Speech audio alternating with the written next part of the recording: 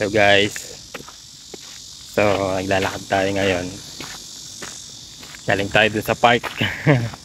Dun sa places kung saan tayo nag-vlog. So, ayun. Pagod. Yung inaantok ako. So, gusto ko lang umuwi. Kasi mag-edit pa ako guys eh. So, yun. Kita nyo guys oh. Pakita ko lang to sa inyo. Dito sa South Korea ganyan. Diba? Yung mga sidewalk nila halos tinutubuan na ng mga kung ano-anong mga damo.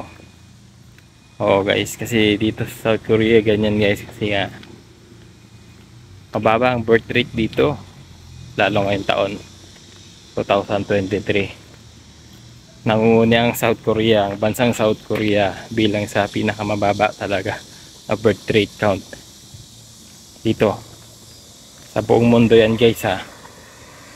Worldwide yan, worldwide.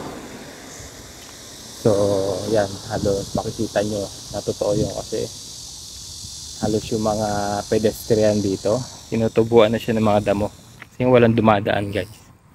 Kasi kung maraming dumadaan dyan, madalas yan masasagasaan, maapak-apakan. Sa Pinas yan guys, di ba? Dahil sa dami ng tao sa atin sa Pinas, hindi basta matubuan ng damo. Kasi may masasagi yan, matatapakan, ganyan. Pero dito sa South Korea, iba. Ayan. O, diba? May mas malala pa nga dyan doon sa banda sa amin. Talagang hindi mo na siya madadaanan. Dito ka nadadaan sa may ano, sa road. Kasi nga, puro damo. Oo, puro damo. Ganyan siya. So, yun yung lugar na pauwi sa amin. Medyo maaga ako uwi ngayon kasi ako magpahinga. Kasi mag-edit pa. Same time birthday natin ngayon. Hindi, joke lang. Bukas pa. Bukas pa. Birthday ng lolo nyo bukas. So, yun. Happy birthday to me. This is my first birthday dito sa ibang bansa. First birthday ever. Hindi ko kasama yung aking pamilya. Mga mahal sa buhay. Pero ganun talaga guys. Sakripisyo tawag yan. Kasi kung gusto natin may marating tayo sa buhay, kasama yun eh. Sakripisyo. Social cost. Yan ang binabayaran dito sa abroad guys. Yung tipong malayo ka sa pamilya mo, ayun ang binabayaran dito. Tutusin para sa akin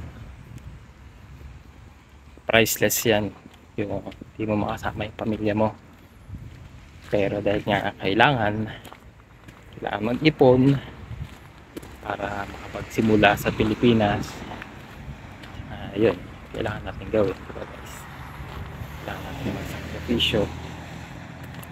Kahit yung anak ko, napauwi na rin ako kasi napaka-close na sa akin. Mga anak ko, dalawa, very close sa akin. Talaga ang mga daddy sila. Tapos ako pa yung, di ba? Ako pa yung lupabas ng bansa. So, yun. Kasi nung pagkabata ko, di ko nakanasin yung ganda yung magulang ko mag-abroad.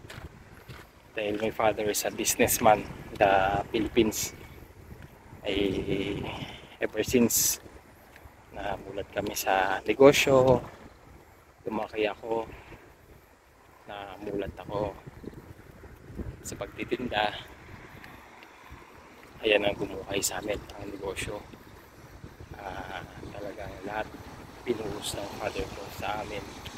Lumaki yung business niya.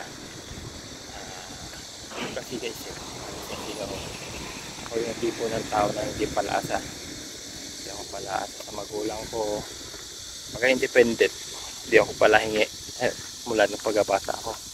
Nagkakaroon ako kasi binibigyan nila ako pusang loob. Pero yung madalas manghingi, unlike doon sa mga iba kong kapatid, ako talaga yung, hindi naman sa pagbubuhat ng ano, di ba? Ako talaga yung hindi mahilig kasi mas feeling ko, kasi gusto ko yung sarili kong ipon. Kaya nung ma-share ko lang nung bata ako nagugulat yung nanay ko kasi lagi ako may pera, dati ko naiipon, tapos nakakasya ang gamit ko.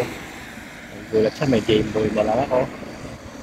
Nagugulat siya, hindi niya alam saan daw nang galing, binili ko sa tindahan sa malapit sa amin. 1,000 pa yung bili ko ng Game Boy. So yun, so bilang may pamilya na rin kasi ako guys, so syempre gusto ko rin na sarili kong sikap yung pambubuhay ko dun sa mga, sa anak ko, sa awa ko, na hindi na ako kailangan umasa sa magulang ko. Although kaya naman kaming suportahan ng magulang ko dahil nga sa may tindahan kami sa Pilipinas. Pwede naman ako mamasukan doon sa father ko at kumikita naman din ako ng ayos doon guys. Oo, sahod ko dati doon 1,000 per day, so 30,000 a month. So nakakabuhay na rin, yun nga lang kulang pa rin guys. So kaya yan, naisipan ko rin na mag-abroad. So yun nga, hirap din na nangungupahan, wala akong bayad, nangungupahan lang kami. So gusto ko rin makapagpundar kahit pa paano ng sariling tahanan para secure yung family ko. Trabaho wala, may titira kasi maayos, diba? Pero yun guys, so bukas birthday ko. So bukas birthday natin, so maya medyo celebrate ng kaputi, ganun. Namili lang ako ng soju and Budweiser. Yan, isang soju, isang beer.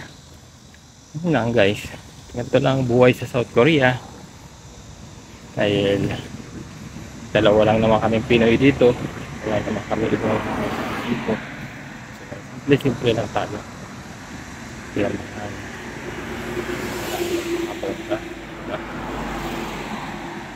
so yun guys, malapit na ako sa uwian. So yun, ito ang buhay sa South Korea guys. Kaya sa mga nagbabalak na mag-Korea, good yan guys, walang problema dyan. Kasi isa ang Korea sa magagandang pasahod compare sa mga ibang bansa. So yun lang guys, thank you for watching. Sa mga bago sa ating channel, please do like, share, and subscribe para lagi updated sa mga latest video natin. Yun lang guys, happy birthday, bye bye.